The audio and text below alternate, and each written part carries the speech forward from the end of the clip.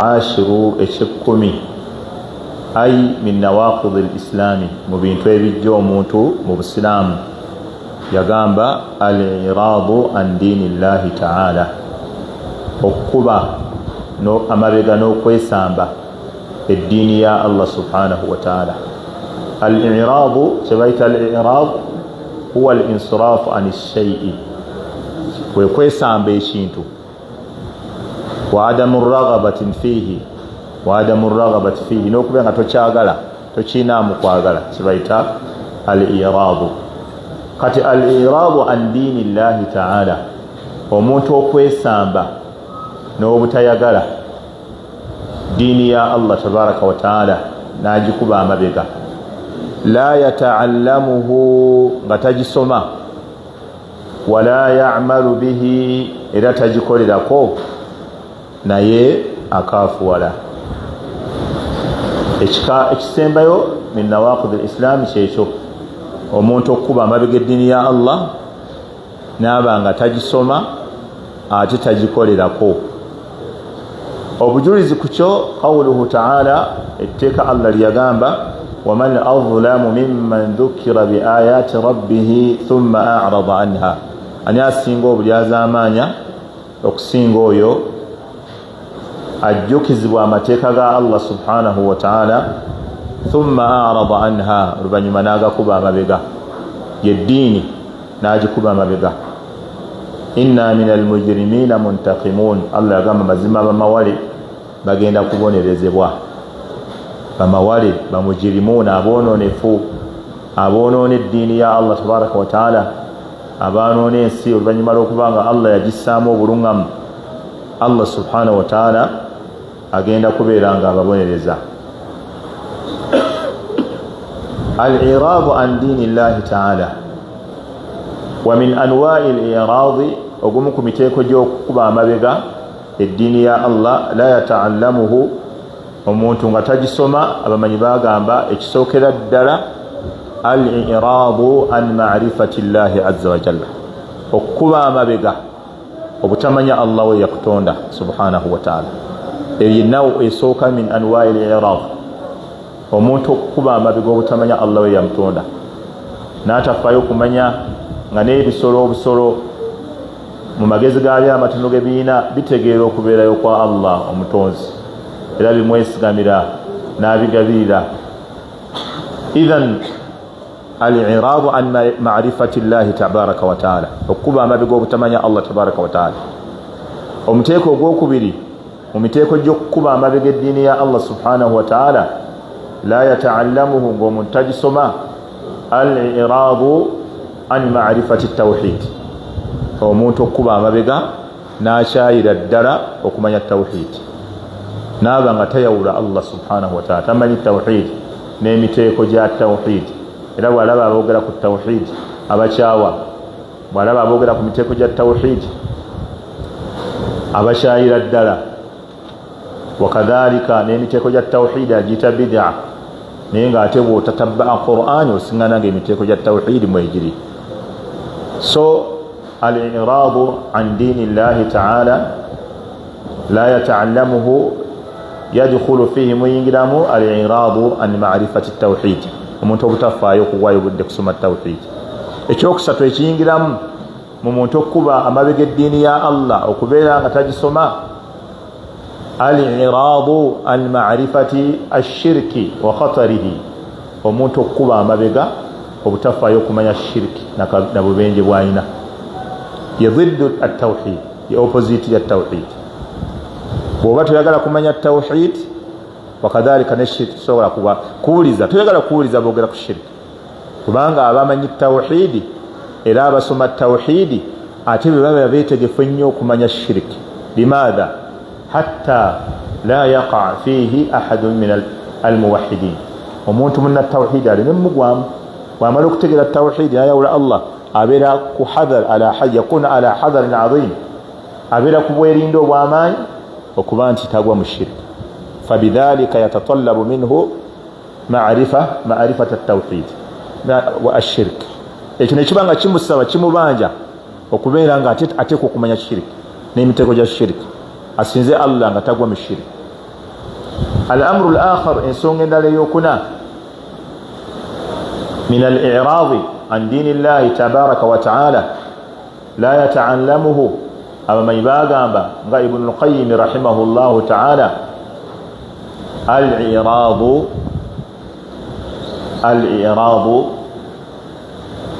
عن الرسول صلى الله عليه وسلم الإعراض عن الرسول ومنت قبا ما بقنبك صلى الله عليه وسلم الإعراض عن الرسول والإعراض هنا هذا ما يسمى بكفر الإعراض الإعراض شنو تتوغراكو بوكافو بقبا ما بقى الإعراض عن دين الله تعالى بمعنى كفر الإعراض وبكافو بقبا ما بقى الدين يا الله فبتا كفر الإعراض وبكاف بقبا ما بقى دين يا الله قلت هكذا قولي لا والذين كفروا أما أنذروا معرضون ولا والذين كفروا أما أنذروا معرضون أما كافوا كوي بيوني بيسموا babikuba amabega tebagala ddiwuliriza olaba bujulizi bulaga nti omuntu oli wakuba amabega abanga abakaafu bali bennyini walladhina kafaru amma unziru mu'ridun abakaafu buli kyonna kibawulira bakikuba amabega Allah yabayita bakaafu tegeeza omuntu yenna bwakuba eddiini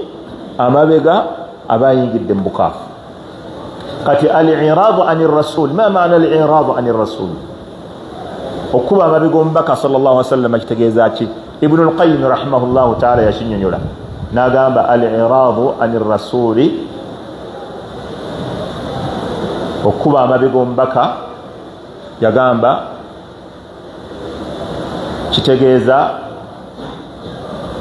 لا يصدقه تامكاكسا ولا يكذبه إلى تمرين بسا يغامبا محمد جاري هذا هو الإعراض عن الرسول وكبا ما بيقوم بكا لا يصدقه تمككسا ولا يكذبه تملينبسا ولا يواديه تمواغلا ولا يعاديه أجل تمكولكم سميناكم بزيو ولا يصغي إليه سمعه وقلبه تموى متمة تموى ماتو ولا بصر ابن القيم يقام يشتكيتي وكبا ما بيقوم بك صلى الله عليه وسلم هذا هو الإعراض عن الرسول لا يصدقه تمككسا ولا يكذبه وتتملين بسا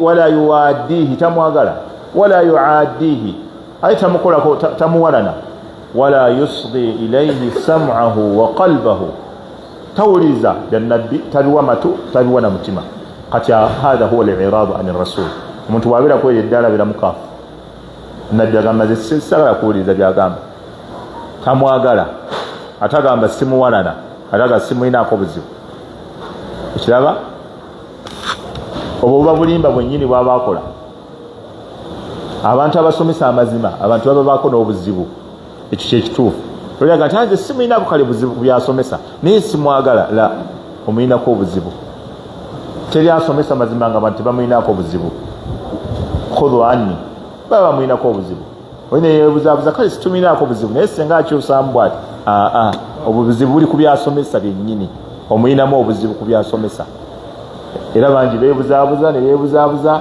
n'alaga nti siri eno naye ku nkomerero okulaba nga gyeyo kalaze entuufu ng'otegedde nti wammoona ali bwati ekiraba bw'abeera eno tayagala kulaga kati bw'abeera tayagala kulaga ayagala kwefuula awo nawolovu naye ku nkomerero amaana gyeyo kalaze entuufu قتي من أنواع الإعراض يجمكم يتيكو جوكما ما بقى الدين من أنواع الإعراض عن دين الله الإعراض عن الرسول الإعراض عن سنته منتقما ما بقى سنة زنبكة صلى الله عليه وسلم سنة زنبكة بمقام بمبكة صلى الله عليه وسلم قام بوات لا تيغالا قوليزا مبرشم النبي الإعراض عن سنة الرسول عن سنته صلى الله عليه وسلم وكما ما بقى سنة زنبكة عليه الصلاة والسلام ناقام الإعراض عن دين الله تعالى لا يتعلمه وتعلم الدين على نوعين وكسوم الدين kwamiteeko ebiri okuyiga eddiini nako kwawulwamu emiteeko ebiri yagamba la yataallamuhu nga okuba amabega eddiini ya Allah ng'omuntu tagisoma kulimu emiteeko ebiri. النوع الأول omteeko ogusooka mulimu talabul ilmi, okunoonya ilimu ng'olunoonya lwe tunoonya ilimu ainiya, yani talabul ilmi aini, wa talabul ilmi kifai, fardun kifaiya, waliwo fardul aini, emiteeko gya ilimu gya miteeko eyo ogusooka. Talabul ilmi, okunoonya ilimu nga fardun aini, gwe muteeko ogusooka. Talabul ilmi, okunoonya ilimu nga fardul aini, kyabwatteeka ku buli ssekinnoomu, buli ssekinnoomu ng'eyo ilimu alina ogimanya. nga ki? al-ilmu alladhi yadullu ala wahdaniyati llahi azza wa jalla, ilimu ekulaga okutegera kwa Allah. Ma'rifatu arkani al-islam, okumanya empagi z'obusiraamu ettaano, kyatteeka buli musiraamu yenna okimanya.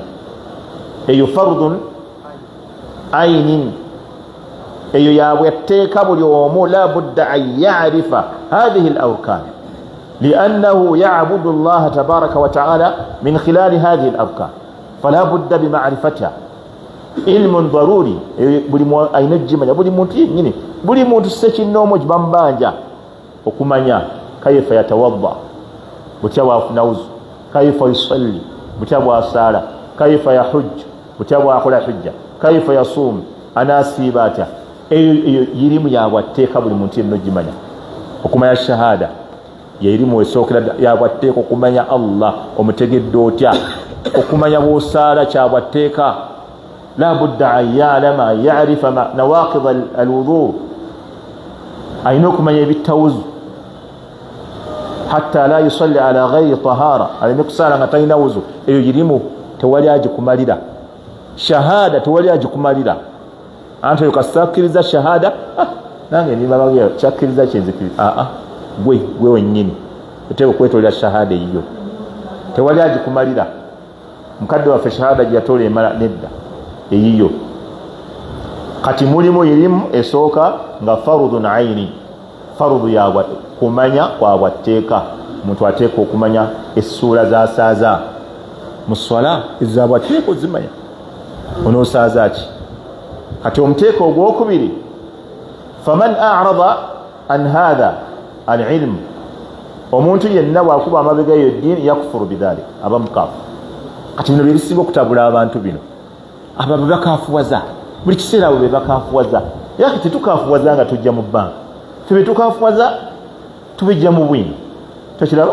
Buli kye tusomesa bwini, naye bo tebaagala kuwulira kigambo nti gundi asobola okukaafuwala olw'okukola kino. Era nekifuuka kati shi'aaru, ne kafuuka nga just kyakulwanyisa.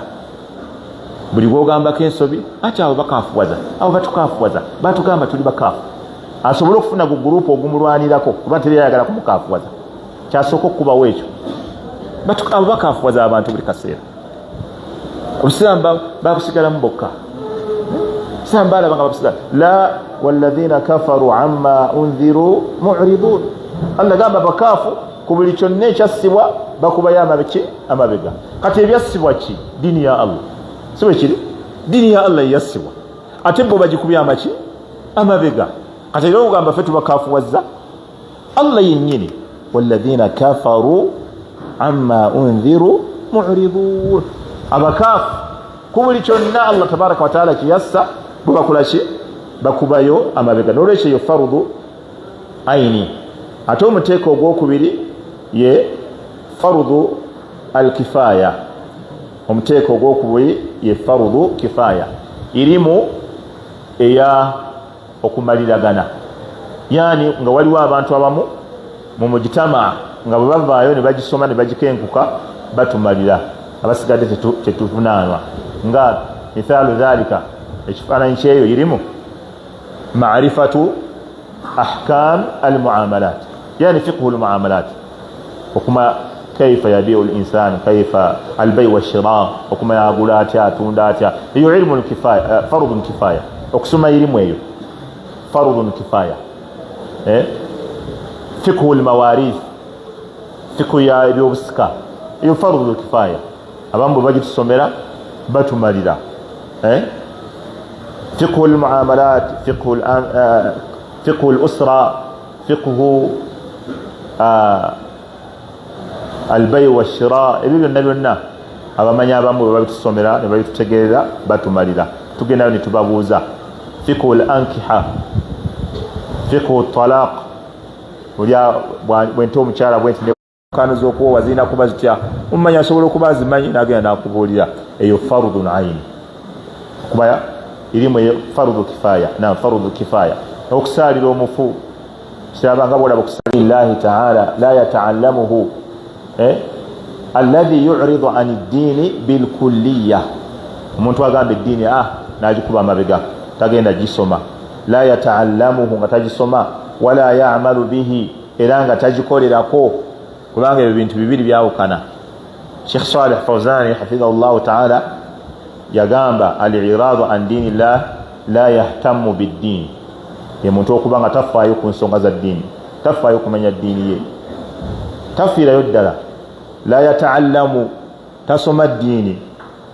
Walau ta'allama, ate nga ne bw'aba asazeewo n'agamba nti asomye, la ya'malu, takola.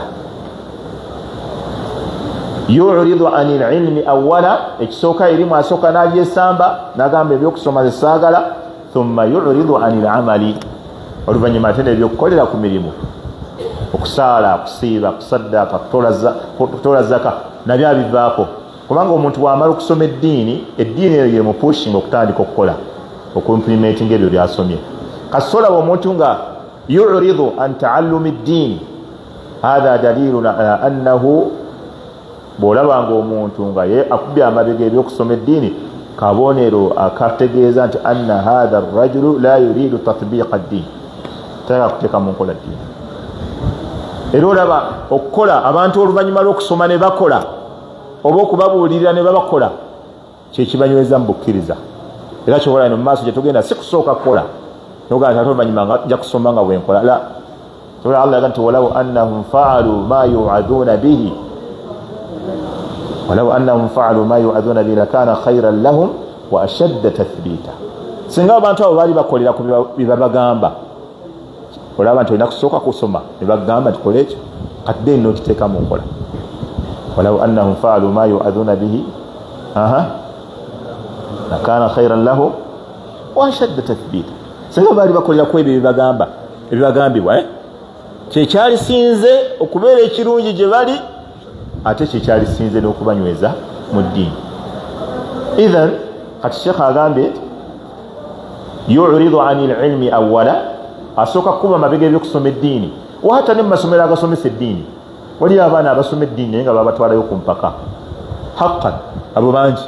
Wahata ne ku jamiat ez'enjawulo waliyo abaana nga bali ku university nga zisomesa busiraamu naye nga batya bataata baabwe, era nga yasomaga nze njagala genda UK, njagala genda Switzerland, njagala genda Canada, mama tata yantekibina ebintu nga babimuteekamu buteesi, tayagala kusoma ddiini gye bali, ng'asoma lwa mpaka.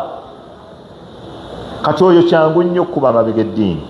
Yagamba nasalu llaha alafiya wa hatta law amila wa huwa ala ghairi ilmin, ne bwakola naye olw'okuba takolera kumanya, fa amaluhu dalal, n'emirimu gye gyakola buba bubuze bwennyini. Kasi omuntu asalawo naga nti yagenda kukola, hatta law amila, ne bwakola, wa huwa ala ghairi ilmin, naye ng'akolera ku butamanya, fa amaluhu dalal, emirimu gye bubeera bubuze.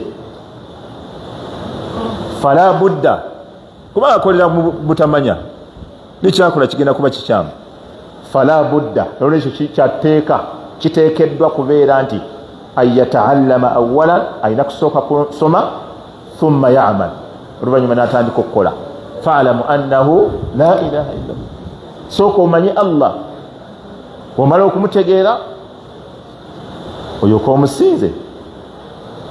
Amma man akhadha al-ilma, abantu abasalawo okusoma irimu ne bagyetikka ne basoma ne bagenda mu madaala aga waggulu, wataraka al-amala, naye ate n'aleka okukola, fahadha min al-maghdubi alayhim, oyo abeera mu bantu abasunguwalibwa. fakullu man akhadha alilma wa taraka alamala fahuwa mithlu lyahud. Omuntu yenna eyasoma irimu naye ebyokukolera ku irimu n'abigaana, huwa mithlu lyahud, alinga abayudaaya bobalaba. limadha liannahum ya'lamuna alhaqqa wa yaktumuna alhaqqa yuharrifuna alkalima an mawadhi'i. bakyusa ebigambo irimu baba bagirina abayudaaya. kyobalaba Allah yakola ki? yabakola ki? yabasunguwalira kubanga bamanya amazima. kati osiŋŋaana omumanyi nga gyali nga irimu ddala yagisoma naye nga tayagala kukola ibadaati, oyo alinga abayudaaya. waman akhadha alamala wa taraka alilma fahadha dhallu mithla an-nasara. ate omuntu ayasoma, man akhadha alamala, akola obukozi emirimu, wa taraka alilma, nagamba yetajja kusoma, fahadha dhallun, oyo ate ye mubuze. nga bwolaba abasuufi mu bimu ku itiqadaati zaabwe, mu nzikiriza zaabwe, bo bagamba anta ishra fi al-amal, anta khudhu al-amal fasayatika al-ilmu tilqaiya. basuufi bagamba gwekole mukozi, gwekole emirimu, imaani bw'erinnyenyo sayatika al-ilmu tilqaiya, irimu ejja kujja yokka. ekiko gwekola emirimu, kola emirimu, irimu ejja kujja yokka, ejja kujja. bwe bati abasuufi bagamba, ekyo kigambo ky'abasuufi. bo bagamba anta ishra fi al-amal, gwetandika kukola, fasayatika al-ilmu tilqaiya, imaani ejja kulinnya, ddala lijja kugenda lirinnya. imaani bwenemala okulinnya, Allah ajja kugulirawo erimu. era basobola okujjaawo ne bakwatawo abantu nga 5 3, ekikulu mugende mufulume mu kkubo ya Allah. abafulumye wano ku muzikiti gw'okumandera obasiŋŋaana nakasero mathala ng'ate basomesa, afulumye wano omusanga nakasero asomesa. n'omuka gwe irimu ogijjeewa, kikulu irimu ogijjeewa, gwavudde wali ennaku 3 obadde mu kikubo ng'otunda stocks, obadde otunda stocks z'abaana, kati oli nakasero wa irimu ogijjawa. Tanji ekikulu ze nkoze, nasuze mu ibada, nasuze mu layili, nasuze Qur'an, nagimaze ku khatima emirundi bwegi, kati irimu Allah ajimpa.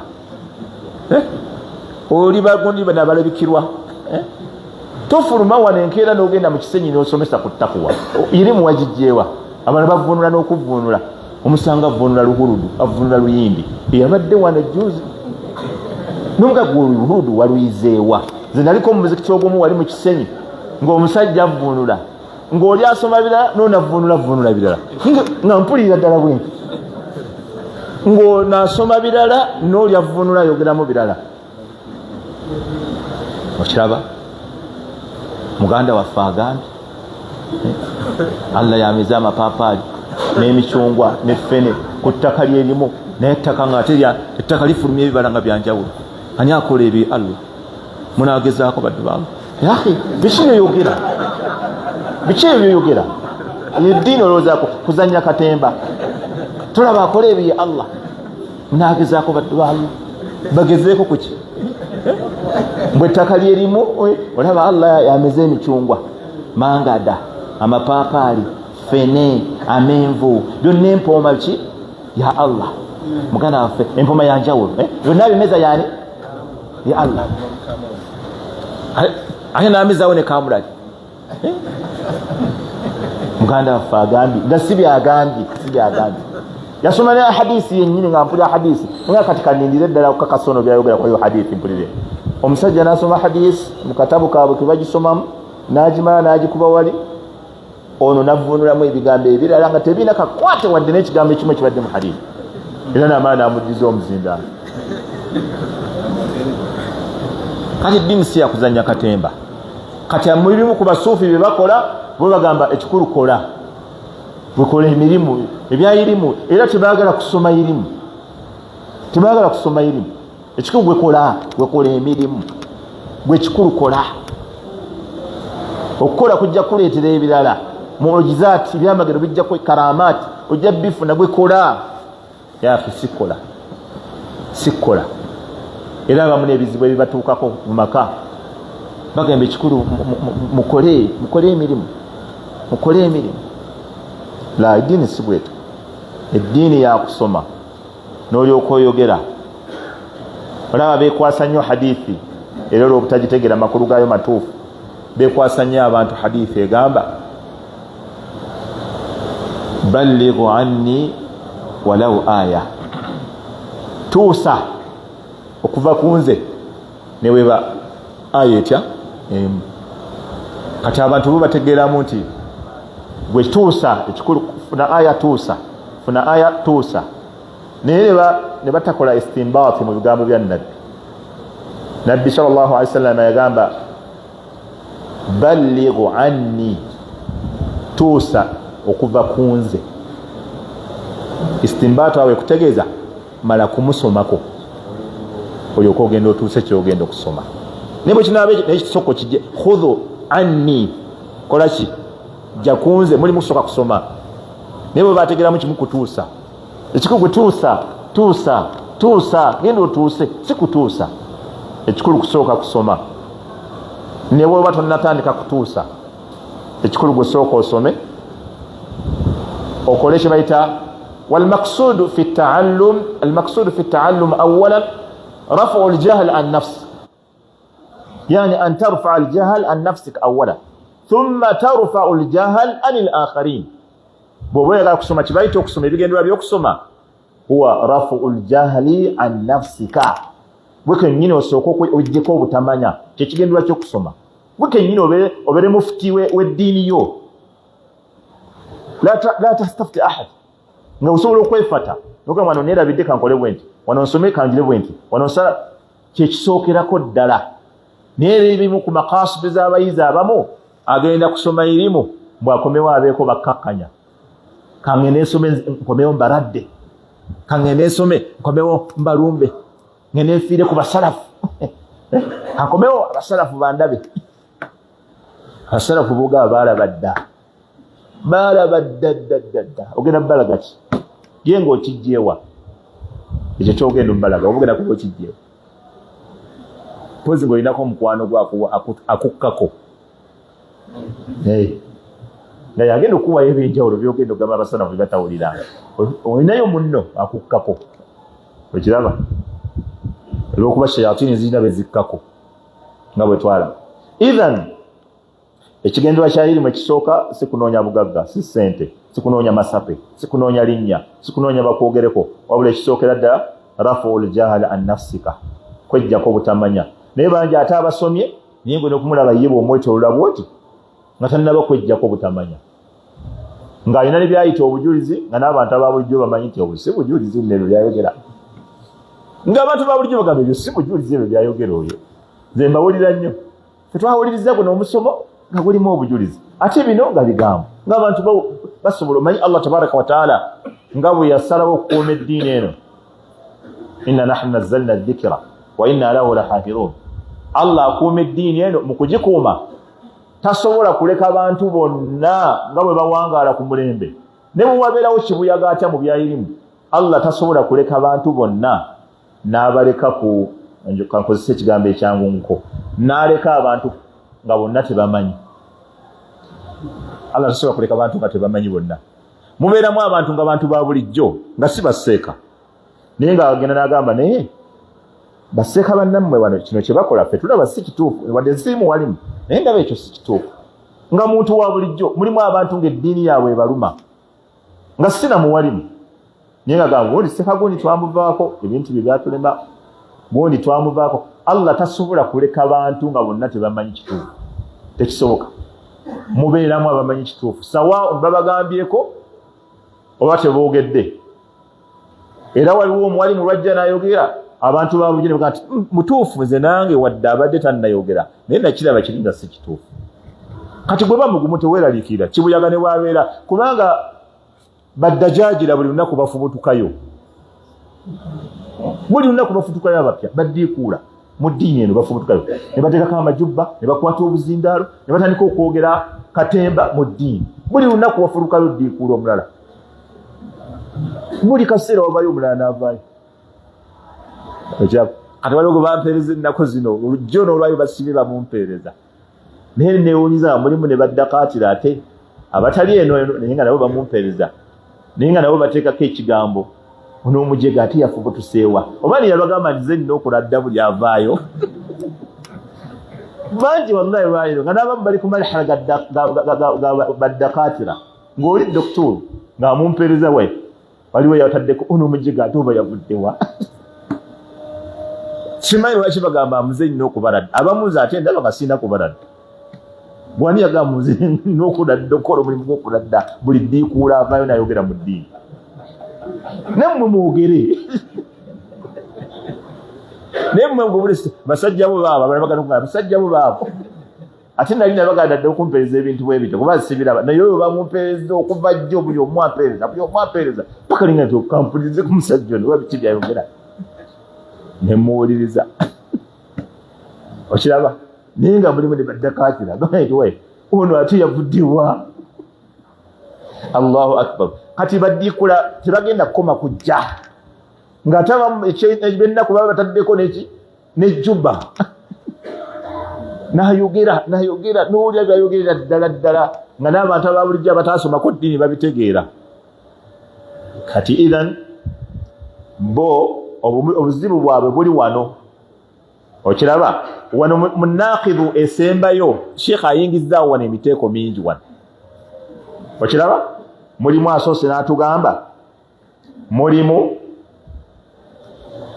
akola ki amma man akhadha al-ilma mulimu yasoma irimu wa taraka al-amala ebyokukola n'akola ki n'abireka fahadha min al-maghdubi alayhim oyo ali mu bantu bakola ki yasomera ddala naye tayagala kukola ddiini byegamba era oba ojjukira ekigambo kya Sufyan ibn Uyayna kye twayogera wano gy'emiteeko gino gyennyini Sufyan ibn Uyayna gyayogera Sufyan ibn Uyayna yagamba man fasada min ulama'ina fafihi shabahu min al-yahud omuntu bw'ayonooneka mu bamanyi baffe ab'obusiraamu abeeramu ka element k'ekiyudaaya aba afaananamu abayudaaya khalifa akakugambo kawandiika ka Sufyan ibn Uyayna wandiika akakugambo man fasada min ulama'ina fafihi shabahu min al-yahud kyobola Allah yabasunguwalira bano omuntu yenna bw'ayonooneka mu bamanyi baffe abeeramu shaba okufaanana abamu kaafaanana abayudaaya n'agamba waman fasada min ubadina fafihi shabahun min annasara ate omuntu bw'ayonooneka mu basinza Allah mu bannayimaani mu batuula mu ddalasa naye n'ayonooneka abeeramu kyafaananya abayudaaya abanaswara kubanga abanaswara bo tebakolera kumanya bo bafuna mbuntu butonotono tebagenda mingi nnyo naye abayudaaya erimu baba bagimanyi ne bagituulira ne bakweka amazima kati kyobalaba Allah yabasunguwalira ate abanaswala bo bakola bukozi tebaagala nnyo bya erimu kati wahadha ma nastaidhu minhu fi kulli raka'a olaba bano betwekingiriza buli raka gye tusaala ne tugamba ihdina sirata almustaqim sirata alladhina an'amta alayhim ghayri almaghdubi alayhim wala ddallin من هو المغضوب عليهم اليهود لأنهم يعرفون الحق ويكتمون الحق فاستحقوا الغضب أما زبا بغا ماني نيبا غتولي دا النبي صلى الله عليه وسلم بيتندو بالي بالي ماني غبل كيمو نيني باكويكا والنبي وي نيبا استحق الغضب اتمانو بو نيبا استحق الضلال بوبوزي باكولنا كوبوزي kati kyobola wano Sheikh waggulu agambye nti وحتى لو عمل وهو على غير علم فعمله ضلال وكذا نبوا صلاه واkola bukozi nagamba yagenda kukola ngabamu baadhi mutasawwifina yagenda kukola bukozi byakola byabubuze alinga banaswara faman a'rada an dini Allah ta'ala omuntu yenna bwakuba amabege dini ya Allah la yata'allamuhu ngatajisoma wala ya'malu bihi ila tajikolirako fa innahu yakunu murtaddan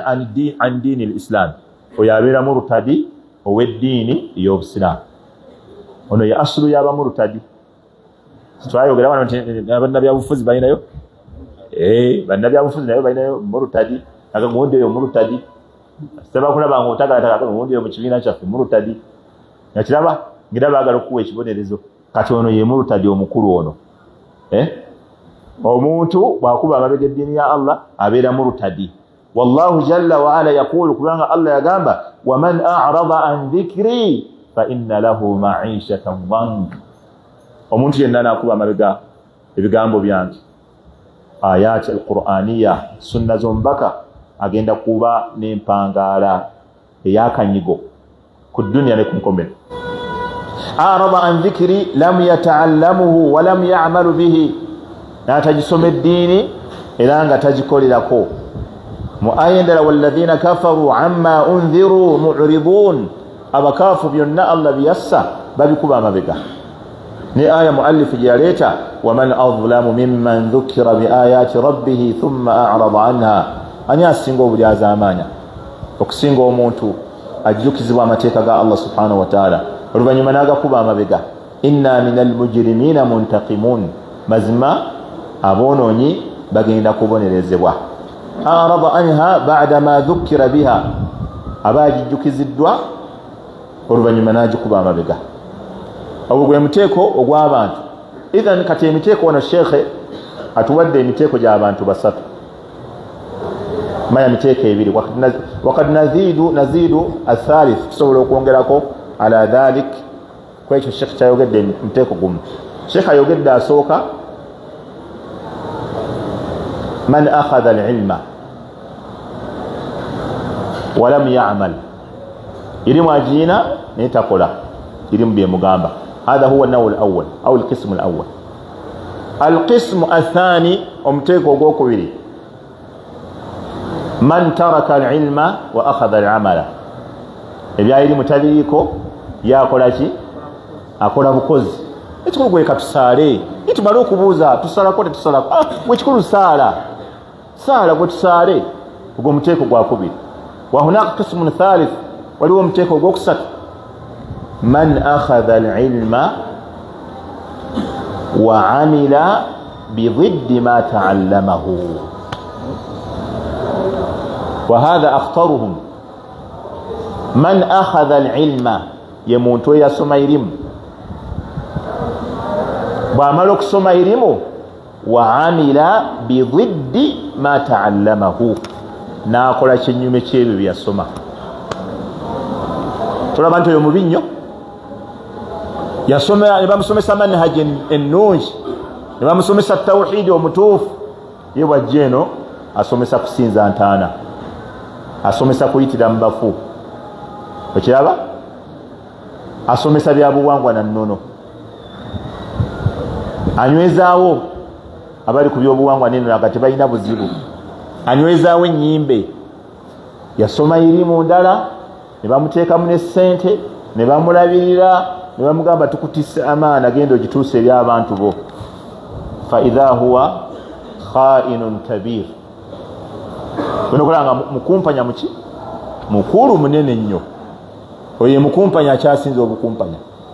Yasoma irimu ndala asomesa birala. Abo abantu bafu bonna bafu bwefufulu. Yasoma n'atakola, n'akola nga tasomye, ne yasoma n'akolera ku biki ku birala byatasomye, bonna bafu.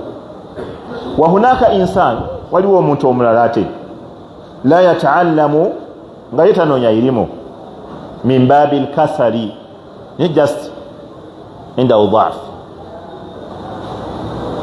just mugayavu.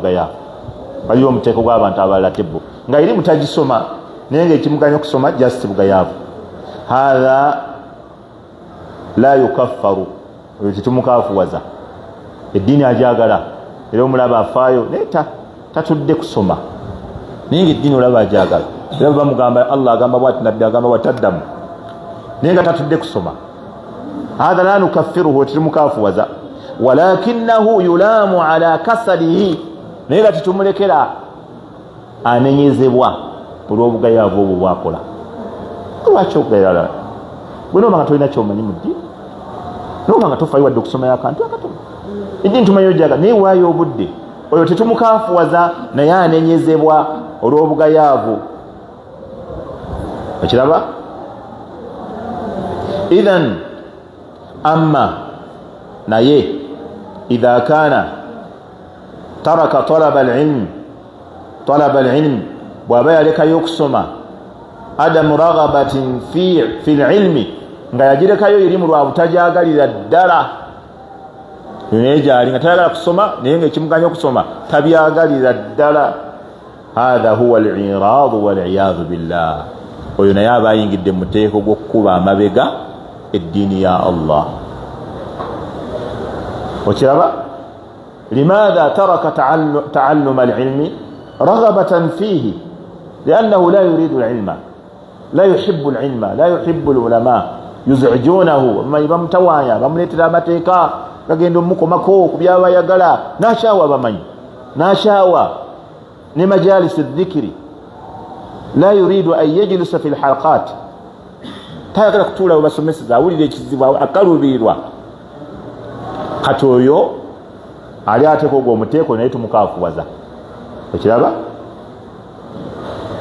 hadha huwa alladhi yakfur walakin idha kana al-mar'u ne wabera ngo omuntu yuhibbu al-ilma ilimu ajagala wa yuhibbu al-ilma wa yuhibbu al-ilma aidan yarghabu al-ilma yani yuhibbu yarghabu al-ilma yagala ilmu wa yuhibbu al-ilma نفس المعنى الرغب والحب نفس الشيء بالنجم ilimu yakikola ki ajagala walakinahu indahu kasal ninga ayina buki just bugayavu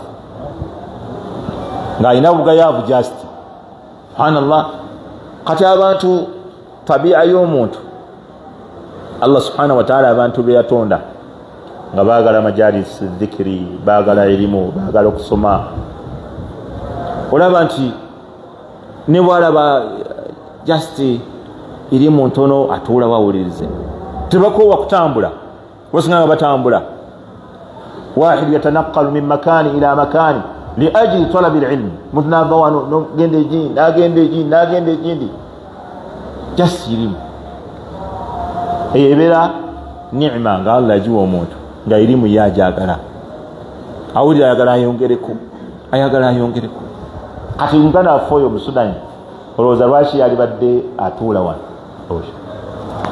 okuba twatandika durusu abeerawo mu darasa zaffe zonna era nejuzi yandabe nga asala buhuri nanga mugenda kusomesa nemugamba asipinda so yabadde ala kutuula okiraba kati tabia ye ayagala ilimu ولذلك يجلس عندنا ومع ذلك قد تفوته بعض الكلمات ebimu ku bigambo bimuyitako nga tabitegedde wakati yadhhak idha ra'a an-nas yadhhakun asoma n'okuseka kasala nga bakozi abaseka naye baleka basise naye namwenya idha kati tabia ye ayagala ilimu omuntu alimu akalungi bwatyo bwabeera Allah muwaffaka eri ekirungi wamma omuntu atali mu kalungi okutuula era wali omunne gwajja naye yolusalafu naye agenda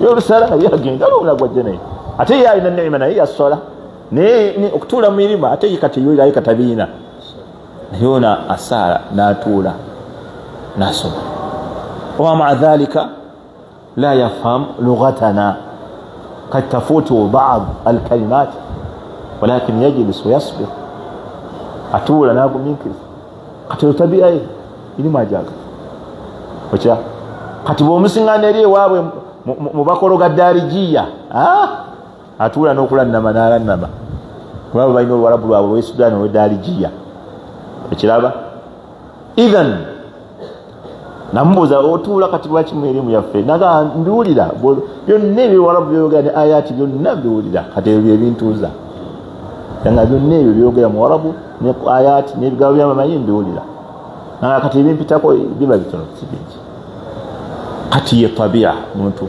ateeka mu juhudi ye okubaako kyayongera ku ddiini ye okuba nti asonyiyibwa kati atawulira wano ebigambo bye twogera ng'asobola n'okukoca n'okubereega n'engero n'azigera y'oluganda nti omusomesa agenda kusomesa anoonya engatto ze ng'agenda eri atunda obiti musanga alamuza obit atunda bu obit wali abantu bagayireko amayirungi nga basomesa irimu ali ku obit ya ninga buli kigambo kyogera akiwulira kigambo ku kigambo naye ali ku obit abantu basoma eddiini yali ku obit kyaba nafiirwa taata we oba maama we oba mukyala we nalyoka atagala kati seeka tutandikiddewa sheekh tukoze tutya sheekh tusoose eki gwewabaaki ate yakwesomera binakutaasa ebyo bitaasa gwe naye oli ku obit oba babutunda mmeka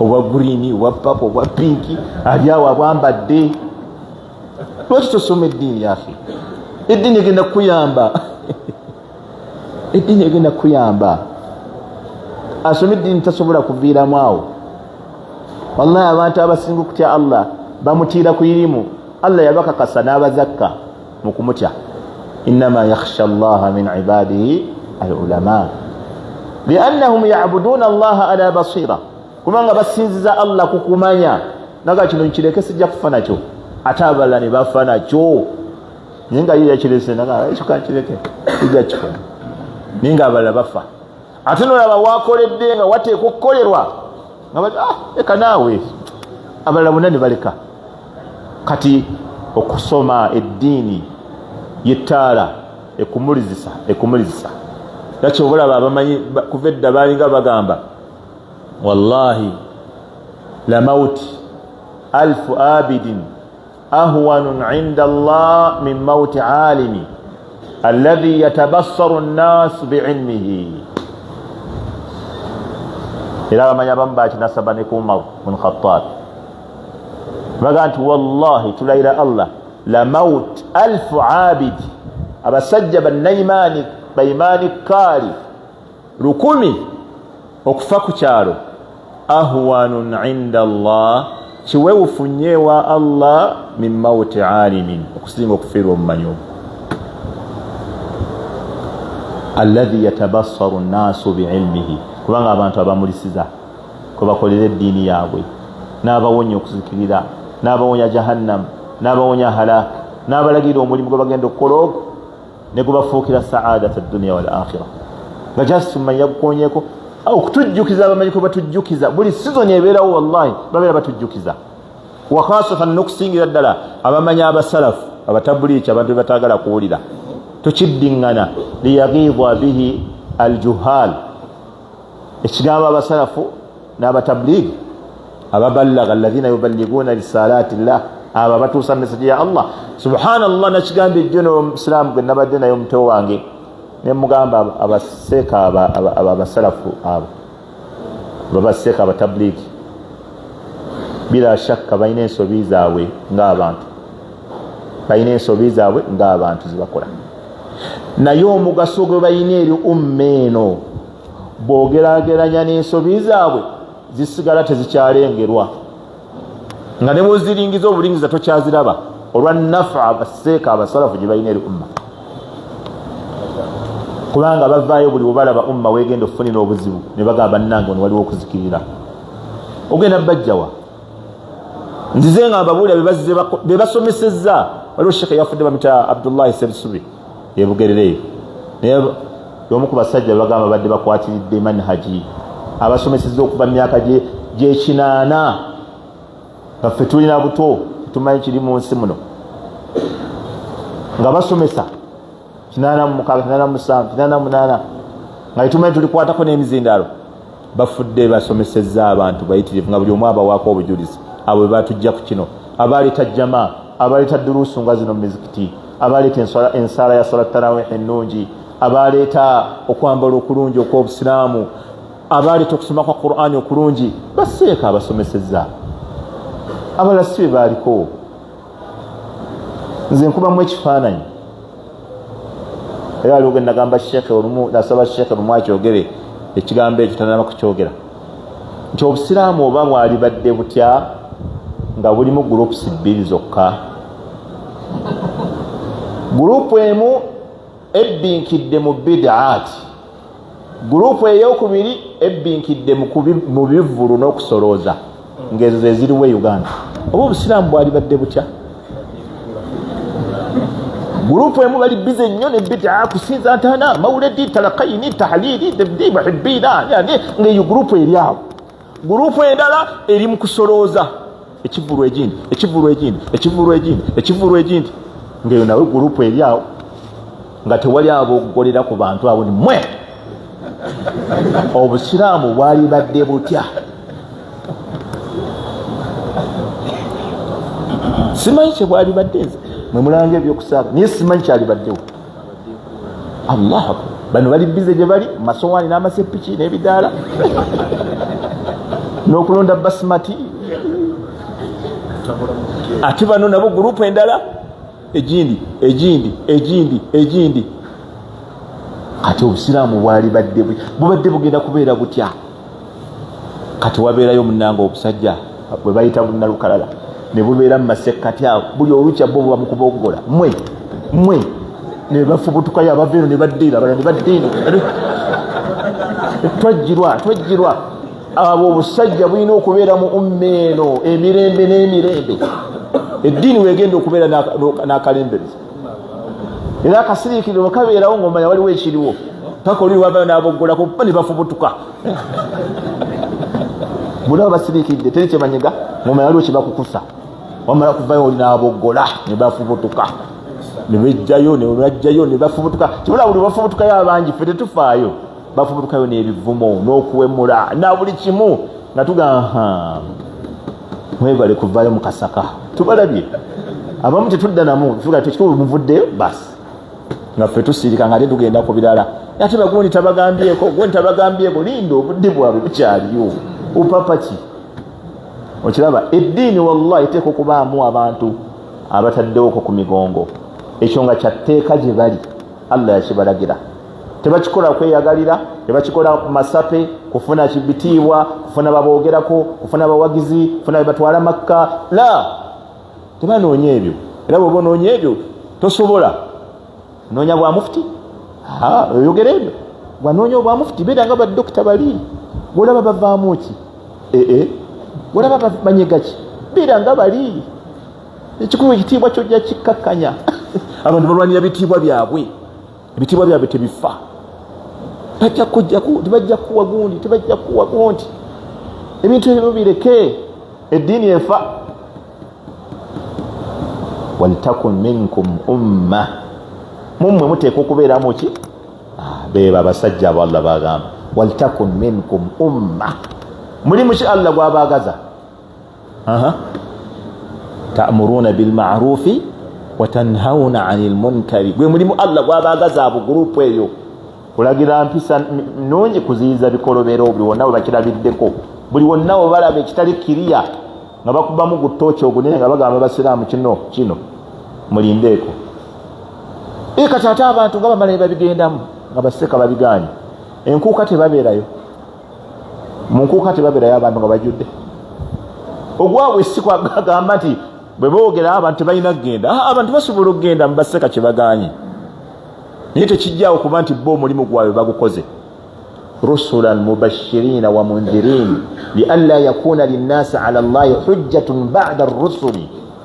Kibaagala kujjako abantu tebali bako kye beekwase wa Allah tabaraka wa ta'ala. Tebalina kye bagenda kwogera. Message baagifuna yabatuukako. Okulagira empisa ennungi kya bbeeyi balina okukikola. Bwe bataakikole ffenna Allah agenda tubonereza. Bwe bataakikole ne basirika busirisi ffenna Allah ajja tubonereza. Kati bo bakikola ma'adhiratan ila rabbikum. Baga ffe tunoonya excuse gye tuliwe wa Allah. Mwe temukowa bivumo by'abantu. Ate ebivumo bikola ki? Ate bwe tutayogera abavumi bakole mulimu ki? Tulina okubawo omulimu. Okiraba wateekwa okubaawo gurupu nabbi yaga la ta'murunna bil ma'rufi. Ekigambo la ta'murunna bil ma'ruf wala tanhawunna 'anil munkar. Muteekeddwa buteekwa okulagira empisa ennungi kyatteeka ku mmwe. Muteekeddwa buteekwa kyatteeka ku mmwe okuziyiza emize emibi buli wonna we mugulabye. Oba si ekyo Allah agenda kubalindigulako ekibonerezo. mutuuke okusaba Allah nga mwenna teri gwayanukula. Katolaba mulimu gw'abadduati abali ku mazima balina okuyiwawo omubiri buli kaseera. Noonya hadisi wali mukagombera nga anoonya mangu ahadisi noonya sheikh hadisi eyo tugireete la ta'murunna bil ma'rufi wala tanhawunna 'anil munkari. Kyateeka nabbi yalagira n'ateekako ne nuni tawkid, muteekeddwa buteekwa okulagiza empisa ki kyateeka. Kati abo baseka kye banoonya babano Israeli bwe basalawo okuvuba, waliwo gurupu yabagambako, waliwo abaavuba, waliwo abaafuuka bannakyesirikidde. Allah tabaraka wa taala bwe yatuuka okubonereza yabonereza bannakyesirikidde ne bali abaavuba, bano abayogerako bokka be baawona. Nabbi yagamba nti walladhi nafsi biyadihi, ndayira Allah oyo awaniridde omwoyo gwange mu mukono gwe. Subhanallah.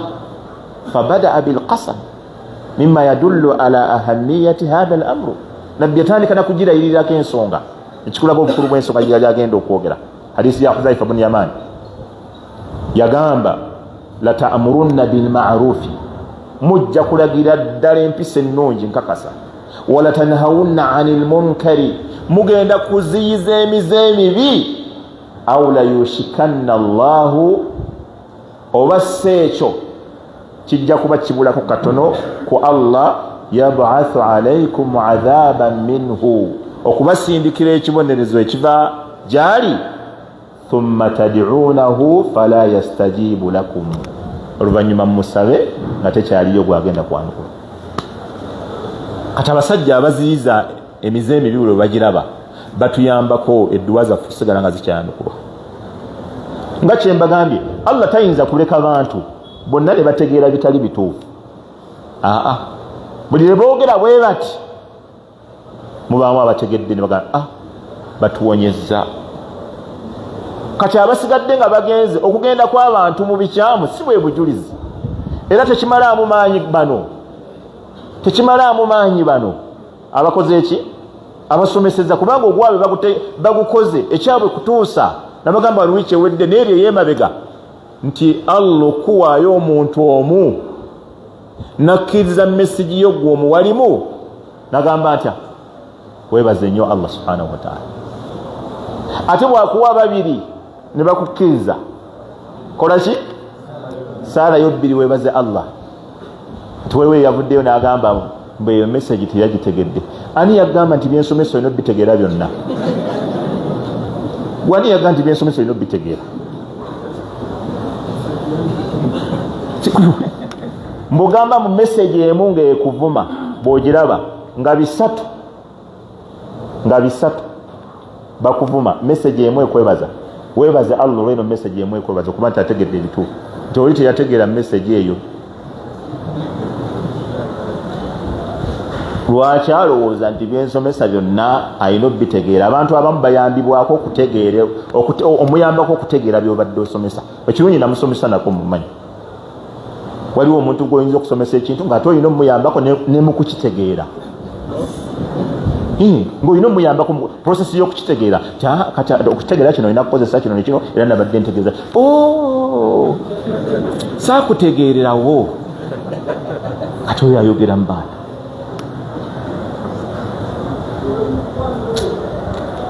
Obusiraamu bw'e Uganda bugezeseddwa nnyo n'abantu abambadde amakanzu n'amajubba ne bakwata emizindaalo nga bambadde ekikooti eky'obuwalimu. Kigezo ky'amaanyi eri umma y'Obusiraamu. Idhan Sheikh agamba atumaliriza nti walakinahu indahu kasalu, waliwo omuntu yarughabu al-ilma, ilimu ajagala, wayuhibbu al-ilma, ilimu ajagala, walakinahu indahu kasalu, naye alina obugayaavu. Lianna talaba al-ilmi, kubanga okunoonya ilmu swabun, kigambo kizito, kuzibu. Yatatallabu sabran, okunoonya ilmu kwetaagisa bugumiikiriza. Kati ng'okutula n'okuva twatudde nga bantu batudde, buli agamba atabimanyidde bino ajja buzidda sika ssatu wali n'awulira nga yeekyaze, nadde eri mu nsonda, nadde eno mpulira seeka mukisa yalwana nabo. yabayita nobayita gwali eri jangu wano oli naffe nze sirwana nabo seeka mukisa yabasobola owayisebo gwoli naffe oba oli ku bibyo ate nze nsomesa busomesa naye seeka mukisa yitayagalira ddala wagula otudde ate otunudde eryakubuulizawo mangu seeka oli naffe oba toli naffe kati abo mulimu abajja bwe batyo ng'atuuse yeebuuza abantu yabaleseewo ku magala emyaka tiweebali bakolawo ki nga mubwongo bwe bakolamu ki okutunda buswiti kyekiri mu bwongo alina okujja asaali addeyo mangu switi bibiri bisatu kati alaba okutuula obudde asome essaawa namba bada almagharibi paka al-isha abantu basoma biki ebyo kati sheekh kyagambye mulimu abantu nga ekimulemeseza irimu bugayaafu kubanga irimu eyagala obugumiikiriza wayatatallabu tahammula irimu eyagala nnyo okwetikka emitawaana bizibu n'ogumiikiriza kibata tahammulu n'okwata ogatta bibiri tahammulu egatta bibiri okwetikka irimu ng'ogisoma n'ogikwata ekyebeera tahammulu ne tahammulu limaswaib washadaid n'okutahammala ebivumo by'abantu nogakangumiikiriza sijja bifaayo sijja kulekeraawo nina kusigala nga nsomesa kubanga okusomesa ibaada era yensonga lwaki abalagira empisa embi tebalekeraawo nga bulinaku abantu bababuuza nemmwe kino al amru bilmaruf ibaada okulagira empisa ennungi ibaada wannahi anil munkar kati ate ibaada abantu bagivaako ddi wabudu rabbaka hatta yatiyaka alyaqin sinza allah paka okufa likutuukako kati kino kitukola ibaada kati tewali lunaku lwe tugenda jiyimiriza okujjako malakul mauti ng'emaze kukonkola kati buli asuubira nti tujja kufunayo obuweerero wiiki ejja teri buweerero wiiki ejja imma gwekola allah byagambye naffe byetugamba ekitali ekyo tetukulinaako buzibu okiraba idhan sheekh agamba irimu yeetaaga tahammul kuba nti okwata irimu ogisika wakadhalika mulimu tahammul masaibu washadaid wayatatallabu julusa irimu yeetaagisa ki okutuula n'otuula mu maaso ga seeka maaso g'omumanyi n'ogumiikiriza n'omuggyako harufan harufa wahuwa kasiraanu naye ate oli musajja wattu nga ye muki mugayaavu fahatha la yulamu oyo tannenyezebwa nnyo ala kasalihi olw'obugayaavu bwakola wala tafritihi n'olw'obutatuukiriza bwe walakinahu la yasiru ila haddi lkufuri naye oyo ye tatuuka ku ddaala ery'obukaafu irimu ajagala naye tasobola kutuula wano kugumiikiriza tasobola kugumiikiriza bizibu tasobola kutambula tasobola kuteekamu ssente naye irimu ajagala fahatha la yasiru ila haddi lkufuri otatuuka ku ddaala lya bukaafu aliradu alladhi yadullu ala adami ragaba naye okuba amabega okulaga nti omuntu tayagala bya ddiini fi lilmi au karahiyati alilmi oba okuba irimu agitamwa hatha huwa alkufuru waliyadu billah obwe bukaafu bwennyini dini tajagala tagikolerako tagisoma ate tayagala nakubiwuliza oyo aba akaafuwadde irimu yahtaju ila tahammul wasabru waljulus yahtaju ila tahammuli wasabri waljulus walmulazama okubeera ku sheekh ebbanga nogana lazama sheekh emyaka 4-5 irimu yeetaaga ekyo abalazama sheekh abdulkarim sentamu olwali ne bweboogera obawuliranga taatharu bibaadi kalimatihi ebigambo bya abdulkarim obiwulira nga babikozesa buli kaseera obiwulira nga biba mu mimwa gyabwe lwaki kubanga bamulazama bawayo akadde ne babeera naye okiraba bawayo akadde ne babeera naye kati irimu yeetaaga bwetyo buli lwogirazama nga allah ajjakuwa shay'an fa shay'a bulina kwegenda yeeyongerako bulina kwegenda ekula kubanga olazama olaba ibn abbas nababulirako wano bano ba sheekh twali tusoma awaka mu biseera bya covid twasoma ku zaid bin thabit yali mumanyi nnyo mu basahaba bannabbi sallallahu alaihi wasallam kubanga yali wannabbi waka nga wabeera yalazama nabbi emyaka gyonna zaidi n'abeera n'irimu eya buli kika naye olunaku lwe yafa abantu lwe bategeera nti abadde n'irimu kubanga Abu Huraira yayogera ekigambo ekimuwaana Zaid bin Thabit bwe yafa baka Abu Huraira bukaan shadida Abu Huraira yakaaba olunaku n'olukaaba olw'amaanyi n'agamba laqad dafana an-nasu al-yawma ilman kathira n'agamba olwalira abantu baziise mu ttaka omwo irimu mpitirivu naye asa Allahu an yukhlifahu Allahu lana fi ibn Abbas naga naye oboolyawo Allah ajja gitusikiza ng'agiyisiza mu ibn Abbas limadha qala dhalika lwaki yakyogera lianna ibn Abbas lazama hadha arrajulu hatta kana yanamu ala atabati babi nabbi bwe yafa Abdullah ibn Abbas mulangira yalazama Zaid ibn Thabit buli wabeera ng'agende waka wakwe n'asoma obudde ne bumuzibako nga kati n'asiibula n'atya mu kkubo ne yeebakaawo ku mulyango ng'atyo babuulira nti waali bwe baggulanga ku makya n'akonkona ne yeefuula azza obuzi laba omulazama siddatul mulazama yali yeebaka ku mulyango ng'olugawe pa Zaid ibn Thabit naggalawo Zaid ibn Thabit nga Ibn Abbas bagamba nga yeebaka ng'afuna ekikunta nga yeebika okubudde bwakyanga n'addamu n'asoma kati kyobola bono yamwesiga Abu Hurayra aga nti asallah oba oliawo Allah ajja gitusikiza ng'agiyisiza mu Ibn Abbas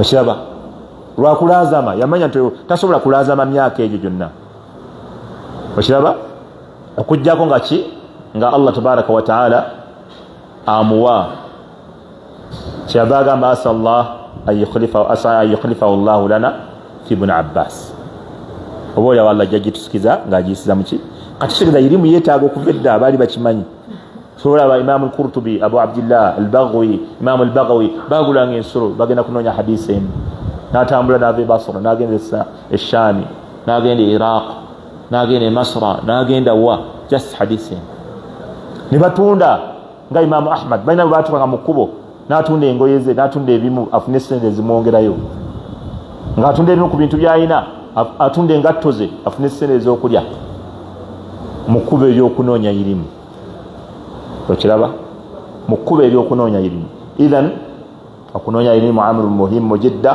walidhalika kyafuulibwa nti al-i'raadu an diini llahi ta'ala la yata'allamuhu wa la ya'malu bihi naw'u min anwaa'i nawaqidi al-islam subhanaka allahumma bihamdika nashhadu an la ilaha illa anta nastaghfiruka wa natubu ilayk